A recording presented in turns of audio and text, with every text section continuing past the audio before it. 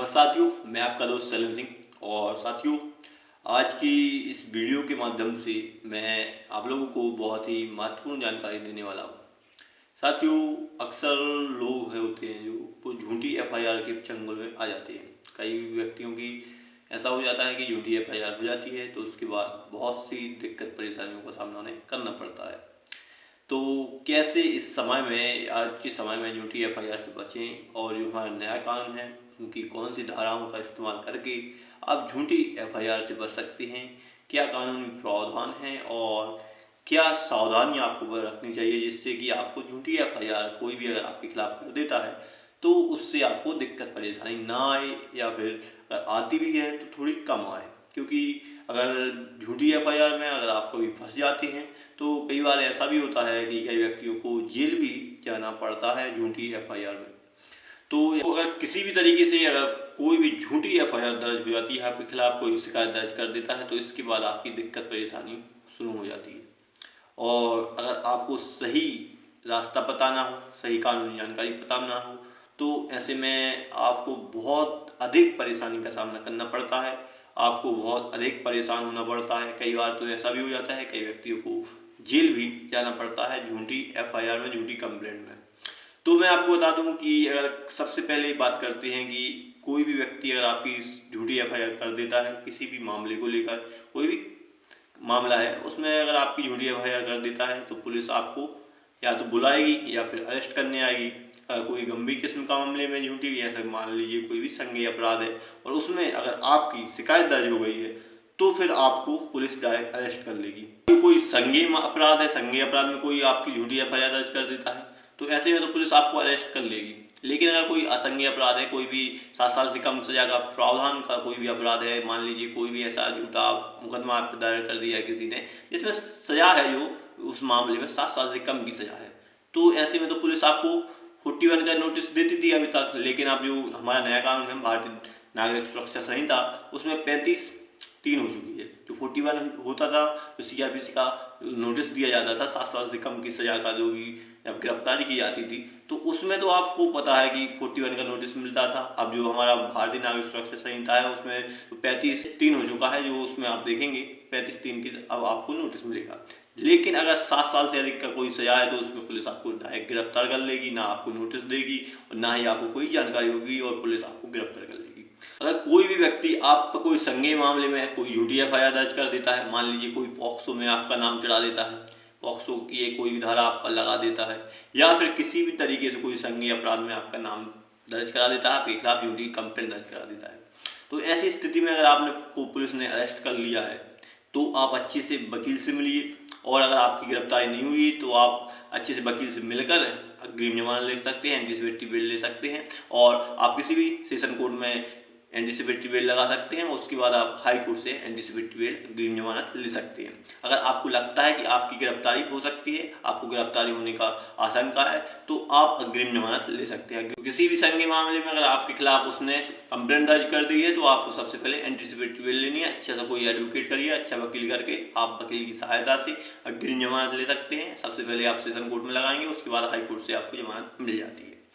तो संज्ञेय मामले में तो यह होता है। और अगर असंज्ञेय मामला है तो उसमें तो आपको 41A का नोटिस दिया जाता था, जो सीआरपीसी का। अब जो भारतीय नागरिक सुरक्षा है, जो बीएनएसएस है, उसकी धारा है वो 35(3) हो चुकी है, उसका आपको नोटिस दिया जाएगा कोई भी 7 साल से कम के अपराध में। तो यह तो हुआ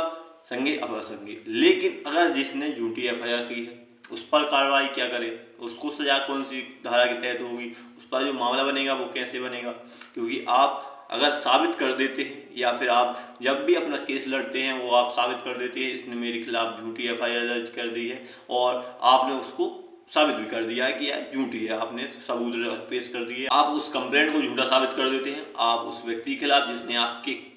ऊपर झूठी कंप्लेंट, झूठी एफआईआर दर्ज कराई थी, उसके खिलाफ कार्रवाई कर सकते हैं। और उस व्यक्ति पर भारतीय न्याय संहिता की धारा 217 के तहत आप उस पर मामला दर्ज कराएंगे।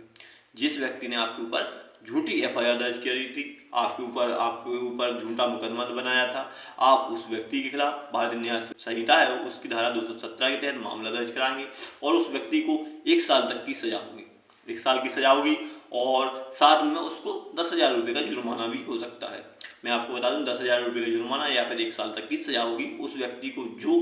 ने आपके ऊपर झूठा कोई भी मुकदमा दायर किया। अब इसके बाद कोई भी ऐसा संज्ञेय अपराध में या फिर मैं कहूँ कोई भी ऐसा अपराध में आपके खिलाफ कोई मामला दर्ज कराया है जो कि आपको लगता है कि इसने कोई गंभीर किस्म का अपराध है, उसमें आपके खिलाफ कोई झूठा मामला दर्ज कर दिया। तो अगर ऐसा कोई मामला है जिसमें आपको लगता है कि हाँ इसमें मुझे सजा हो सकती थी, गंभीर किस्म का अपराध था, तो उस व्यक्ति को जो आपको मामला दर्ज कराना है उसके खिलाफ भारतीय न्याय संहिता की धारा 248 के तहत आप उस पर मामला दर्ज कराएंगे। उस पर आप बताएंगे कि इसने मेरी झूठी कंप्लेंट की थी और आप उसमें से बाइज्जत बरी हो गए हैं क्योंकि आपने बता दिया है कि हाँ यह झूठी कंप्लेंट है, आप उसमें निर्दोष साबित हो गए हैं। तो उस पर जो आपको कार्रवाई करनी है भारतीय न्याय संहिता की धारा 248 के तहत, और उस व्यक्ति को 5 साल तक की सजा होगी और साथ में 2 लाख रुपए का जुर्माना होगा। कोई भी ऐसा अगर कोई कार्य करता है, कोई भी ऐसी कंप्लेंट करता है जिसमें आपको कोई भी बड़ी सजा होने की संभावना है। अब इसके बाद मैं आपको बता दूं कि ऐसी कोई कंप्लेंट की है उसने या फिर ऐसा कोई आपकी झूठी FIR दर्ज की थी जिसमें 10 साल से अधिक की सजा था या फिर 10 साल से अधिक की सजा आपको हो सकती थी, तो ऐसी स्थिति में उस पर जो मामला बनेगा वो भारतीय न्याय संहिता की धारा 248 के तहत ही बनेगा और उस व्यक्ति को जो उस अपराध में जिसमें आपकी झूठी FIR उस व्यक्ति ने की होगी, जो आपको सजा मिलने वाली होगी या फिर उस अपराध में जो सजा होगी, जो झूठा मुकदमा आपका दायर किया होगा, उस व्यक्ति को जो भारतीय न्याय संहिता की धारा 248 के तहत उसको भी वही सजा होगी जो आपके ऊपर उसने मामला दर्ज किया होगा। मान लीजिए उसमें 10 साल की सजा होगी तो उस व्यक्ति को जिसने झूठा मामला दर्ज कराया होगा उसको भी 10 साल तक की सजा होगी। तो किसी भी तरीके से अगर कोई आपकी कंप्लेंट दर्ज करता है, झूठी FIR दर्ज करता है, तो सबसे पहले जो मैं आपको बता दूं, जो सबसे बड़ा मुद्दा है, जो पॉइंट है, आपको यह पॉइंट नोटिस करना होगा। सबसे पहले तो आपको एक अच्छा सा एडवोकेट चूज करना होगा, फिर उसके बाद आपको उस पॉइंट में देखना होगा कि कब की घटना है, किस तारीख की घटना है, कितने बजे की घटना है, कब कौन सी घटना बताई गई है। अगर आपकी जो कंप्लेंट है वो झूठी है तो आपको उसको साबित करना होगा, आपने अपने पक्ष में उचित या फिर मैं कहूँ जैसे सबूत पेश करेंगे और आपको देखना होगा जो रिपोर्ट है, जो आपके खिलाफ जो FIR होगी जो कंप्लेंट हुई होगी, उसमें देखेंगे कि कितने बजे की घटना है, कौन सी घटना है, आप वहाँ थे, कहाँ थे। अगर आप वहाँ थे ही नहीं, मान लीजिए उसने कंप्लेंट कर दी कि फला व्यक्ति ने मेरे ऊपर हाथ उठाया, मुझे मारा पीटा और किसी स्थान पर या फिर किसी विशेष स्थान का नाम लिखा दिया, लेकिन आप कहीं और थे, तो ऐसे में भी आप अपने आप को साबित कर सकते हैं। अपना जो एविडेंस है, जो आपके पास सबूत होंगे, वो आप पेश करके बता सकते हैं कि मैं इस जगह पे था ही नहीं, मैं तो कहीं और था, मेरे पास CCTV फुटेज है, मेरे पास इस चीज़ का प्रूफ है, मेरे पास सबूत है कि मैं वहाँ था नहीं। तो आप ऐसे में बच सकते हैं और उस व्यक्ति पर कानूनी कार्रवाई करा सकते हैं कि इसने मेरे खिलाफ जो मुझसे बुराई थी या फिर आपसी रंजिश थी, उसके कारण यह मेरी ड्यूटी रिपोर्ट कर रहा है, मेरी ऊपर ड्यूटी कंप्लेंट कर रहा है। तो कभी भी कोई अगर आपकी झूठी FIR करता है, आपकी झूठी शिकायत करता है, तो आप उस व्यक्ति को सजा करा सकते हैं और उस व्यक्ति के खिलाफ भी कार्रवाई करा सकते हैं। सबसे पहले मैं आपको बता दूं कि अगर कोई संज्ञेय मामला होगा तो सबसे पहले आपको अग्रिम जमानत लेनी है, एंटीसिपेटरी बेल लेनी है, जिससे कि आप उस केस को अच्छे से हैंडल कर सकें और अपने पक्ष में अच्छे से उस केस को लड़ सकें, जिससे कि आपको जेल ना जाना पड़े। अग्रिम जमानत लेंगे आप 482 के तहत। आपको मैं बता दूं 482 के तहत आप अग्रिम जमानत के लिए आवेदन करेंगे, जो हमारा नया कानून भारतीय नागरिक सुरक्षा संहिता उसके तहत। और आप सेशन कोर्ट में या फिर सेशन कोर्ट में आप जब एंटीसिपेटरी बेल लगाएंगे तो उसके बाद आपको हाई कोर्ट में एंटीसिपेटरी बेल मिल ही जाएगी। तो 482 के तहत आप अग्रिम जमानत लगा सकते हैं, एंटीसिपेटरी बेल लगा सकते हैं, आपको एंटीसिपेटरी बेल मिलेगी और आप अच्छा सा एडवोकेट जरूर करें। उसके बाद आप अपने वकील को अच्छे से बताएं और आप जब एंटीसिपेटरी बेल ले लेंगे तो उसके बाद ऐसा होगा कि जो भी आपकी इन्वेस्टिगेशन होगी या फिर जो भी प्रक्रिया चलेगी, जो भी प्रोसेस चलेगी, तो आप उसमें अच्छे से सहयोग कर सकते हैं। आपकी जो भी कार्रवाई होगी आप उसमें बता सकते हैं, आप अपने सबूत होंगे वो भी अच्छे से पेश कर सकते हैं। आप उसमें एक एक हिंट या फिर एक एक पॉइंट पर जो होगा वो वकील है, जो आपके एडवोकेट होंगे, उनको सलाह दे सकते हैं, उनकी हेल्प मदद कर सकते हैं। तो सबसे पहले मैं आपको बता दूंगा कोई भी संज्ञेय अपराध में अगर आपकी FIR दर्ज कर देता है तो आप ऐसी कंडीशन में अपने अच्छे से एक एडवोकेट से मिले, अपने अच्छा सा एक वकील करें जिसको क्रिमिनल प्रैक्टिस का नॉलेज हो। फिर उसके बाद ही आप जो होंगे उस केस में आप बता सकते हैं कि मैं निर्दोष हूँ, मेरे खिलाफ फॉल्स या फिर मैं कहूँ झूठी एफआईआर इसने दर्ज की है, तो आप फिर उस व्यक्ति के खिलाफ भी कार्रवाई कर सकते हैं। अगर